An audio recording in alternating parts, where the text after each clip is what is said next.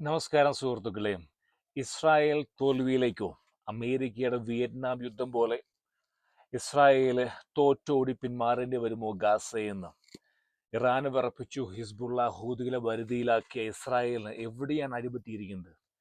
അടിതെറ്റിയിരിക്കുകയാണോ ഇസ്രായേലിന്? നമുക്ക് ചിന്തിക്കാം. ഏകദേശം 2 വർഷമാകാൻ പോവുകയാണ് ഈ പറയുന്ന ഹമാസ് യുദ്ധം ആരംഭിച്ചിട്ട്. എന്താണ് ഈ ലക്ഷ്യം? എന്താണ് ഇസ്രായേലിന്റെ ലക്ഷ്യം? രണ്ട് ലക്ഷ്യങ്ങൾ മാത്രമാണ്. ജീവനോടുള്ള ബന്ദികളെ തിരികെ കൊണ്ടുവരിക. രണ്ടാമത് ഒരു നിരായുധീകരണം, ഹമാസിനെ പൂർണ്ണമായിട്ടും ഗാസയിൽ നിന്ന് ഒഴിപ്പിക്കുക, അല്ലെങ്കിൽ വേരോടെ പിഴുതെറിയുക. 2 വർഷമായി ഏകദേശം ആരംഭിച്ചിട്ട് ഇതുവരെ സാധിച്ചിട്ടേ ഇല്ല.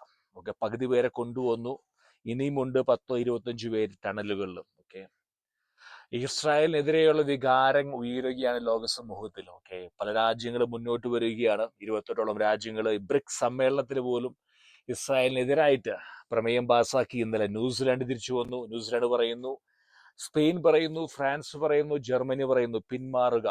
ഇസ്രായേൽ ഒരു അഗ്രസർ അല്ലെങ്കിൽ ആക്രമണ മനോഭാവത്തോടെ രാജ്യങ്ങൾ ആക്രമിക്കുന്ന ഒരു രാജ്യം എന്നുള്ള ഒരു ലേബൽ വരികയാണ്. ട്രംപ് അസ്വസ്ഥനാണ്. ട്രംപ് പലവട്ടം പറയുന്നു അവസാനിപ്പിക്കുക ഈ പറയുന്ന കൂട്ടക്കുരുതി. എന്താണ് ഇതിന്റെ പുറകിൽ? എന്തുകൊണ്ടാണ് ഇസ്രായേലിലേക്ക് മുന്നോട്ട് പോകുന്നത്? ഇസ്രായേൽ അകത്ത് എന്തൊക്കെ നടക്കുന്നു അറിയാൻ ആഗ്രഹിക്കുന്ന ഒരുപാട് പേര്. ഒരേ ഒരു MP-യുടെ വോട്ടിന് പുറത്താണ് ഇന്ന് നെതന്യാഹു ഭരിക്കുന്നത്. മൈനോറിറ്റിയിലേക്ക് അടക്കാൻ ഒരാൾ മതി. ഒരാൾ അധികാരം പിൻവലിച്ചാൽ തീർച്ചയായിട്ടും മന്ത്രിസഭ താഴെ പോകും.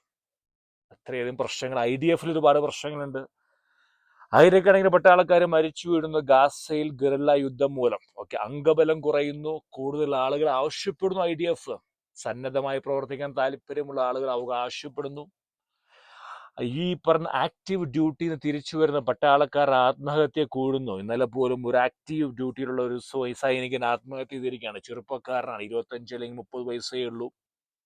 അവർ തിരിച്ചു വരുമ്പോൾ ട്രോമ അവർക്ക് ഹാൻഡിൽ ചെയ്യാൻ പറ്റാതെ അവർ ആത്മഹത്യയിലേക്ക് പുറപ്പെടുന്നു.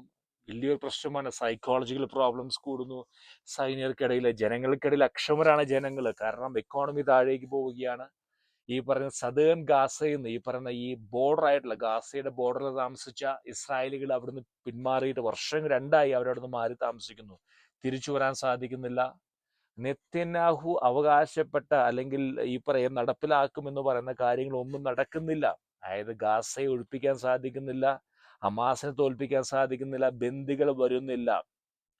നെതന്യാഹുവിനെതിരെ ഒരുപാട് എതിർചേരിയുന്ന ശബ്ദങ്ങൾ ഉയരുകയാണ് ഇസ്രായേലിന് അകത്തുനിന്നും പുറത്തുനിന്നും.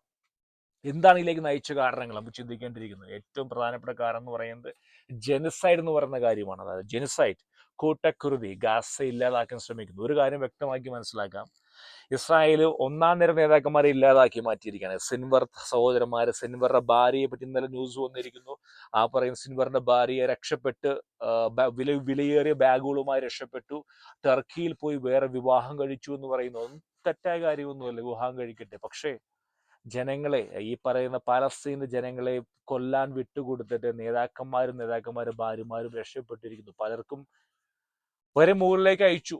എന്നിട്ട് പോലും തീരുന്നില്ല. ഓക്കെ, ഇസ്രായേൽ പ്രതീക്ഷിച്ച പോലെ ഹമാസിനെതിരെ ജനങ്ങൾ തിരിയുന്നില്ല. ഇത് അവിടെ അടിപറ്റിപ്പോയിരിക്കുന്നത്. ഇസ്രായേലിന്റെ പ്രതീക്ഷ എന്ന് പറയുന്നത് ആദ്യകാലങ്ങളിൽ ബ്ലോക്ക് ചെയ്താൽ ഈ വെള്ളം അല്ലെങ്കിൽ ഭക്ഷണം മരുന്നുകൾ ബ്ലോക്ക് ചെയ്ത ജനങ്ങൾ തിരിയുമെന്ന് പ്രതീക്ഷിച്ചു. ആർക്കെതിരെ? ഹമാസിനെതിരെ. പക്ഷേ ഹമാസിനെതിരെ തിരിയുന്നതല്ല, ഹമാസിനെ പേടിയാണ് അവർക്കുള്ളത്. കാരണം ഈ പറഞ്ഞ നമ്പറുകൾ, അതായത് 100 പേര് മരിച്ചു ബോംബിൽ, അല്ലെങ്കിൽ 150 പേര് മരിച്ചു, അതൊന്നും എനിക്ക് വലിയ കാര്യമായ വിശ്വാസമില്ല. കാരണം ഹെൽത്ത് മിനിസ്ട്രി അവിടെ കൺട്രോൾ ചെയ്യുന്നത് ആരാണ്? ഈ പറയുന്ന ഈ ഹമാസ് ആണ്. അപ്പോൾ ഹമാസ് പറയുന്ന നമ്പറുകൾ അച്ചടിക്കുക എന്നുള്ളത് മാത്രമേ ഉള്ളൂ ഈ പറയുന്ന മാധ്യമങ്ങളുടെ പ്രവർത്തനം.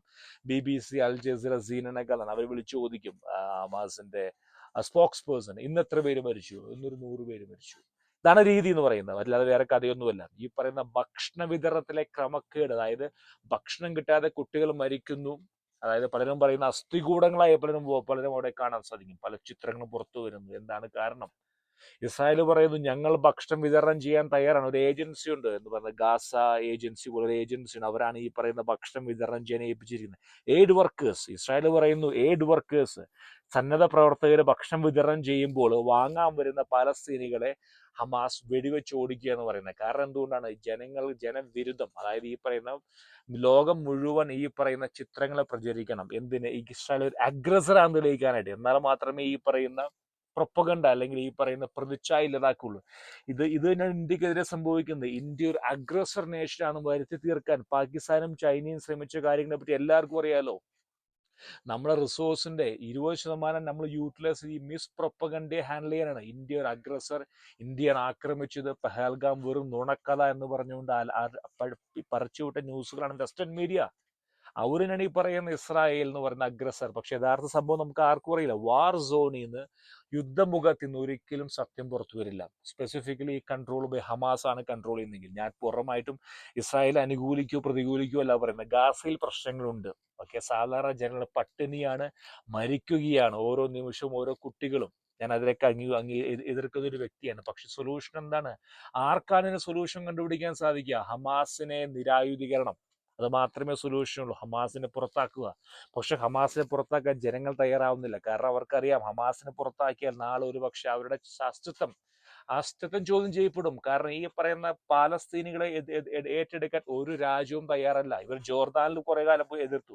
ആ ജോർദാനിലെ മന്ത്രിസഭയെ പിടിച്ചിട്ടു. എന്തുകൊണ്ടാണ് ഇവർ ആരും എടുക്കാത്തെ? ഈ പറയുന്ന ഒരു 10 പേര് വെച്ച് എല്ലാവരും എടുത്ത പ്രശ്നം തീരും. പക്ഷെ ആരും എടുക്കാൻ തയ്യാറാവുന്നില്ല. ഈ പറയുന്ന ആയുധങ്ങൾ വരുന്ന ഈ ഈജിപ്തിന് എന്തുകൊണ്ട് ഭക്ഷണം വന്നുകൂടാ?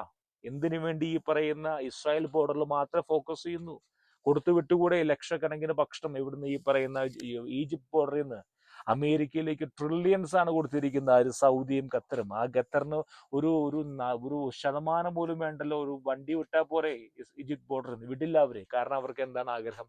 അവർക്ക് യുദ്ധം മുന്നോട്ട് പോകണം. ഈ ജനത നരകിച്ച് ഇല്ലാതാകണം. ഇതാണ് പ്രതീക്ഷ എന്ന് പറയുന്നത്. വേറെ ഒന്നുമല്ല.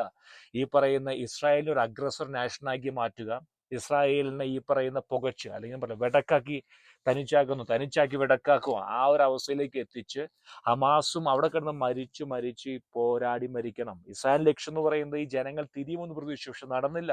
നിങ്ങൾ പറയുക സുഹൃത്തുക്കളെ, എന്തുകൊണ്ടാണ് ഇസ്രായേലിന് അടിപറ്റുന്നത്? കാരണം എന്തുകൊണ്ട് അവർക്ക് വിജയിക്കാൻ സാധിക്കുന്നില്ല? അല്ലെങ്കിൽ ഹമാസിനെ എന്തുകൊണ്ട് തോൽപ്പിക്കാൻ സാധിക്കുന്നില്ല? അത്രയും ഡീപ്പ് റൂട്ടിലാണോ ഈ പറഞ്ഞ ഹമാസിന്റെ പ്രവർത്തനങ്ങൾ അവിടെ? എന്താണ് സംഭവിക്കുന്നത്? ഈ പറഞ്ഞ മീഡിയയിൽ വരുന്ന വിശ്വസിക്കാൻ പറ്റുമോ?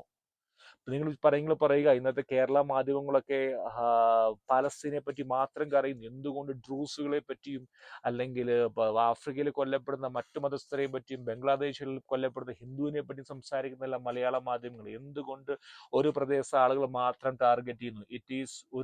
ഇവർക്കൊരു പ്രൊപ്പഗണ്ടയുണ്ട്, അജണ്ടയുണ്ട്. എന്ന് തനിച്ചാക്കി വെടക്കാക്കുക. ആരെ? ഒരേ രാജ്യത്തെ. ഞാൻ ഇസ്രായേലിനെ പൂർണ്ണമായും കുറ്റപ്പെടുത്തുക അല്ലെങ്കിൽ പൂർണ്ണമായി അനുകൂലിക്കുകയല്ല. പക്ഷേ ഒരു സാരമായ പ്രശ്നം എവിടെയോ ഉണ്ട്. ആ തീർക്കാൻ